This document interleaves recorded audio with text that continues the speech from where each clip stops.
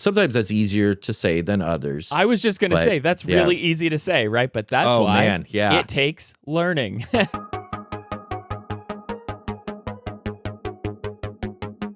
hello, everyone, and welcome to the Bible Geeks Podcast. I'm Brian Shealy. I'm Ryan Joy. And thanks so much, everyone, for tuning in. Welcome to another Bible Geeks Mini. On this episode, we're going to talk about a verse that we have all seen. It's been on t-shirts, it's been on eye black on football players' faces, and it's been in pre-game speeches. It's Philippians 4:13. I can do all things through him who strengthens me. And it's the ultimate verse for winning the game, acing the test, getting the promotion, right? But what if it's not? What if it's not what Paul meant at all? Today we're geeking out on the secret of contentment by rescuing one of the most famous verses in the Bible from misuse and putting it back in its proper and powerful context.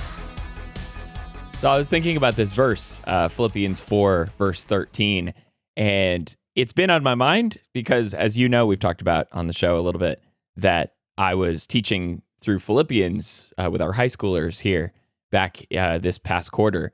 And just, one of the most inspirational, motivational verses, it got me thinking, like, where do we see this verse pop up the most? Have you noticed Philippians 4, verse 13 showing up in interesting places for you?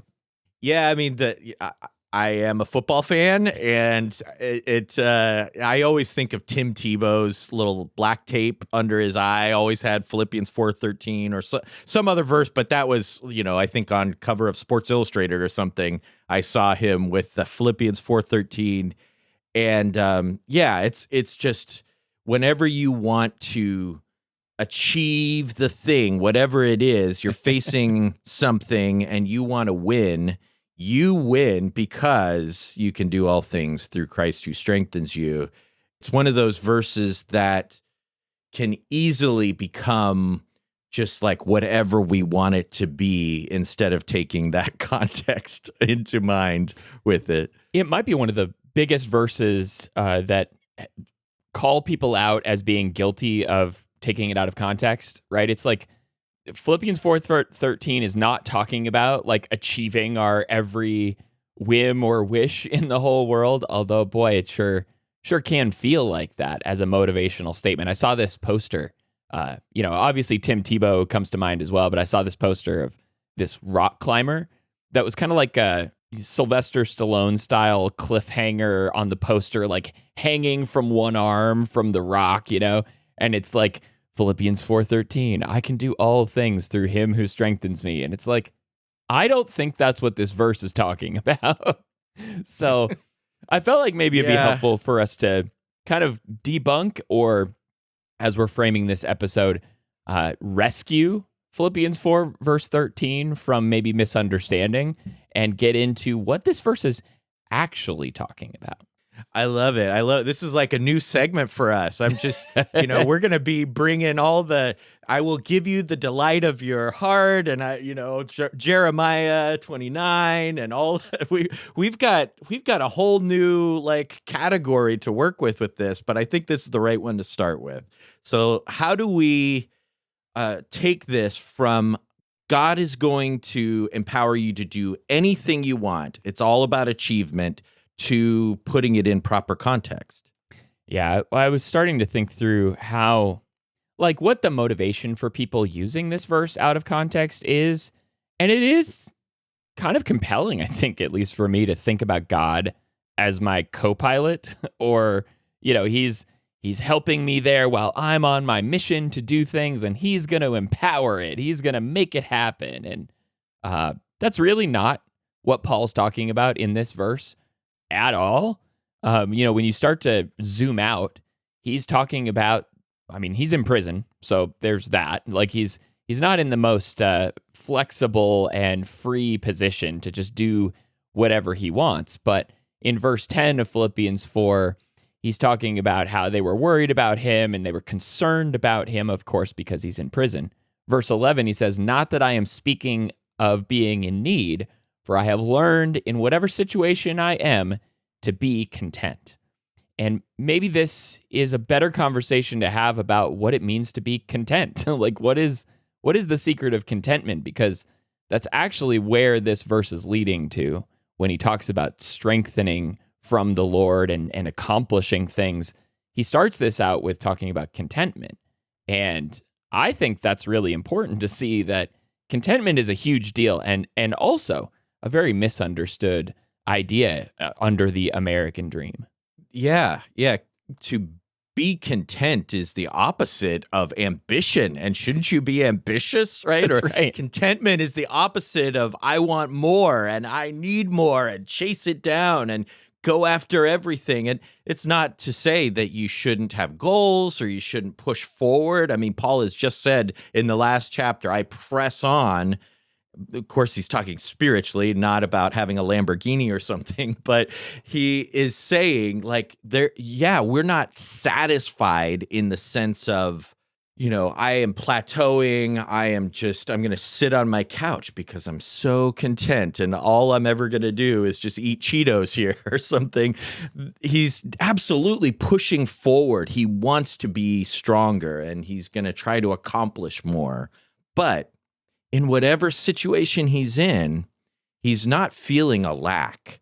He's not feeling that he needs to have an anxious sense of discontent and being upset, right, about where he is, being destabilized, right? Well, and that's really the whole through line, I guess, through Philippians. I mean, he's intentionally choosing joy. He is intentionally choosing to see the positive aspects of his situation. And so maybe as a crescendo to that thought process here in this verse, that he's content with where he is. He can live in joy, consciously choosing, learning, having been trained to be content and live in joy in these moments. And I think for me, this talks a lot about this secret or this, this learning that you might have to go through. I mean, it's a process to learn how to be content. It's not like you were talking about eating Cheetos on the couch or like just having no ambitions or goals. It's about seeing where you are, the situation that you're in, and understanding, look, I can be okay with this. I can be good with this. I can choose joy in this situation. And that's where I think like part of this conversation sort of fits into our theme in this season. We started off this whole season talking about joy and happiness. And Paul is really highlighting here that, he can be content. He can be okay with where he is. And he's learned to become that way. And maybe that's just another way of like rescuing us from guilt, that if you're not content, it may not mean that you're a bad Christian. It may just mean that you have some more learning to do, that you may have some more experience to go through to get to this point. Because I don't think everyone comes out of the waters of baptism and immediately has this mindset from Paul that like, oh, I'm content now all the time. I think it's something we need to learn and almost be like initiated into this thought process. Yeah, I mean, he's not saying that he always knew this secret. He says, I have learned in any and every circumstance, I have learned the secret of facing plenty and hunger, abundance and need. And then he gives the secret in verse 13 that we keep talking about. I can do all things through him who strengthens me. And do you think that also is completing the thought of the first section of, the rest of this chapter, of chapter 4? You brought up joy. Yeah. But verses 5 and verse 6 and 7, and peace and all of these other ideas. Yeah, I like I said, I think this is definitely a crescendo in this whole thought process. He's encouraged, he's connected with them. He just said in verse 4, rejoice in the Lord always, which, as another sort of out of context verse, I think he's using that verse as an antidote to the potential problems that he addressed with these two women in the church who were kind of maybe at odds with each other or having difficulty or disagreement with each other. And so rejoice in the Lord always. Again, I will say rejoice. I think he's bringing that up as like, this is how to solve this problem. Choose joy. And yeah, I feel like this does sort of cap off the broader discussion here in this chapter and the rest of the book even. But, it's interesting because you get to this verse in verse 12, and this is really like, he's not talking about achieving some big corporate success, or he's not talking about like acing a test or winning the game. He's talking about being in different circumstances of life, being hungry or being full, having a lot versus having a little. And it's not the same context as trying to win the game or anything like that. Yeah, people love to use as a rhetorical strategy the words all in the Bible or none in the Bible to like make the case. Well, what is not included in all? What is, and like it sounds really good in an argument, but usually in the Bible, all doesn't mean all and none doesn't mean none. You have to like look at context, all within this category of what he just said. You don't steal a verse, like suck it out of its context and say this exists only in a poster, that we put, or a bumper sticker or something. Yep. It exists in a book that he is communicating something. It doesn't mean we can't do more than be content in the all things that I can do. But in context, it certainly has to do with having contentment in all of these different circumstances. Whatever situation he finds himself in, he can find the strength through Jesus to have this peace and this joy you were talking about, and to cast these things on him and to think the right kind of thoughts that he talks about in verse 8. It does sound like such an inspiring verse, like you said. The can-do attitude starts right here, right? Yeah. But you want to limit it, right? Yeah, he's honing in on two ideas here that, like I think you're saying, is we can broaden it out in some deep ways and connect these things to other circumstances of life. But he is really talking about these opposites of being low versus abounding, being hungry versus being full, rich versus poor, these kinds of ideas where like all he's really attempting to do here is to tell us that it doesn't matter what his circumstances are. I can be in prison and I am content with that. I can be free and out and I'm content with that. It actually highlights something that he talked about earlier in the letter, where he's like, if I die right now, great. I get to be with Jesus. If I live, great. I get to serve you as the church. Talk about any and all circumstances. I know. Like dead or alive. Dead or alive. And I think this is really the intention he's trying to get across.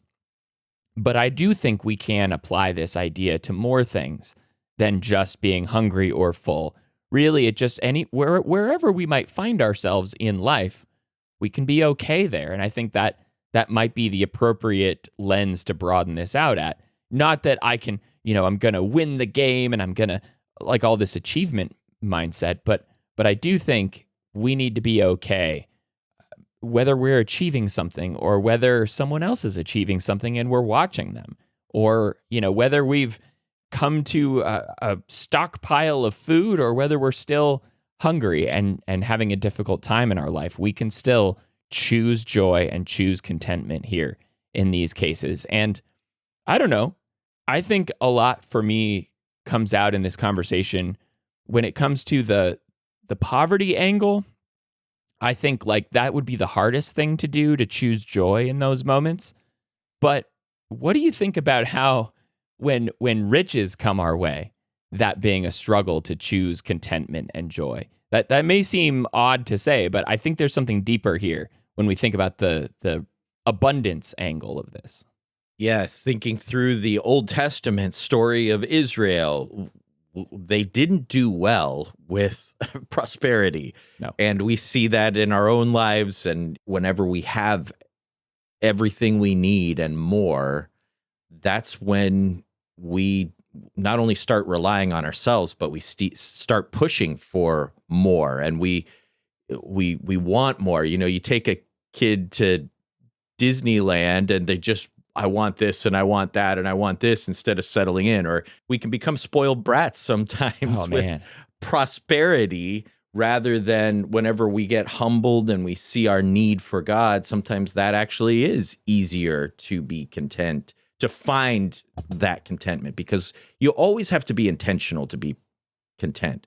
And so it takes that mindset to pursue contentment rather than just doing what's automatic. You bring up the children of Israel, and it is one of the things that I keep thinking about, even in the same moments, like back to back in the story of them wandering before they went to the land.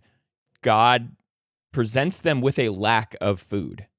They don't have food. Does God not know that they need food? Of course God knows that they need food, but I think he's testing them. I think he wants to see how they'll respond. And so with a lack of food, they complain and they don't trust him.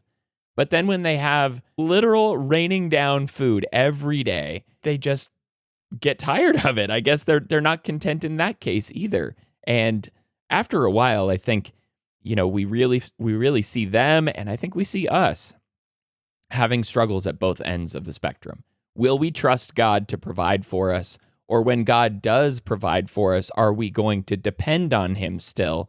Or think to ourselves, why would I need God? I'm accomplishing so many great things.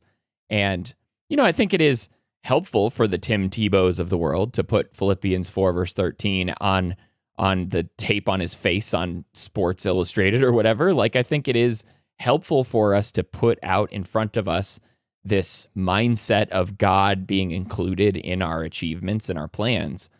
But I guess really the context here that might be missing in that case is to really trust that no matter whether you win or lose, or, whatever the circumstance might be, that God is still the strength source, the life source, the energy source behind everything.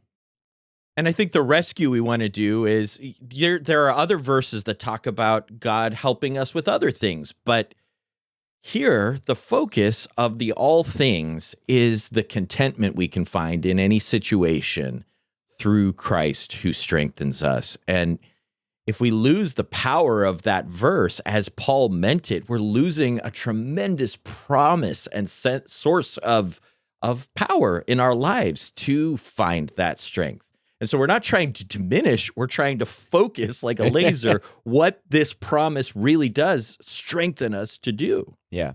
Yeah, and maybe that is the helpful way to kind of sum this all up, wrap it all up, is to think like when Paul is saying, I can do all things through Christ who strengthens me, what is his motivation there? What is he really seeing? I think he's giving God credit when a lot of people would take credit from God away. And that's power, right? To be able to give back to God the credit for, I'm going through a difficult situation right now, but I still, no matter what, trust in you. It's almost, does it remind you of Daniel's three friends as they were being thrown into the fiery furnace? However God will handle this, we don't know, but we credit him. They're almost using this same kind of language there. Like, we trust God. We know that he'll do what he needs to do. But if not. But if not. Right, the but if not faith. Yeah, whatever he does, and that's basically the example you brought up earlier in chapter 1 with Paul. Maybe I'll live, maybe I'll die. Whatever he does, I trust that God can deliver me, but if not.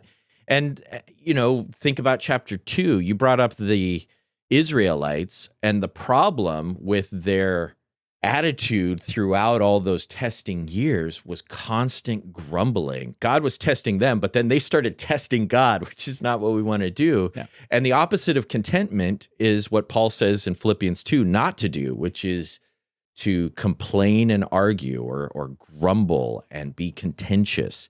And so if we are content, then we're not going to be contentious with one another or with God. We're going to embrace, gratefully accept the limits of what we have, what we can do, what our life is at this moment, and know God's hand has been in it, and God sees it, and God is with us, and we have so much to still rejoice in and have peace in any circumstance we find ourselves in. Sometimes that's easier to say than others. I was just going to say, that's really easy to say, right? But that's why it takes learning and strength from Christ. And strength from Christ. It's the secret and the strength, and that equals contentment. And I really think, Philippians 4 verse 13 gets misused a lot, but it is not a verse about Christ giving us the superpower to achieve our dreams or to accomplish the thing or pull ourselves up by our bootstraps. It is the secret that Christ is giving us to have this almost supernatural ability to be content in all of our circumstances, whether we're poor or rich, whether we've got good things going on or bad things. This is the reminder. And boy, I'm so glad that Paul put this in here, because I do think it does sum up Philippians in a really powerful way. Yeah, whatever we're going through, you can endure it. You can make it through, and make it through with peace, and know that you are secure in the Lord. So I don't know, maybe as we're thinking about wrapping this up, like as a challenge for the week, if you're wherever you are, I don't know where you are in your situation in life, whether you've got plenty or whether you're facing lack in some way. But whenever you find yourself either trusting in yourself or taking trust away from God, maybe it's time to ask Christ for strength and to learn the lesson that Paul is talking about here in Philippians 4, verse 13. Not to change the situation, but to be content in it.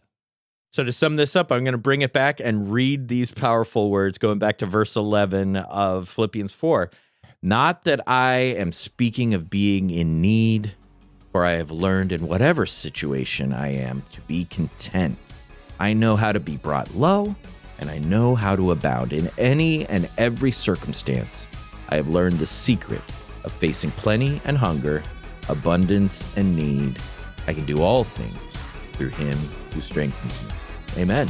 Amen. All right, verse rescued. On the next episode, we're really looking forward to our last episode of the season. We're going to talk about something weird at the very last one. We're going to talk about angels in our next conversation. Kind of excited about that. Everything is weird. Everything in this season has been a little bit weird, and we love it. So we also love you for tuning in. Thanks so much, everyone, for listening along. And until the next episode, everyone, may the Lord bless you and keep you. Shalom.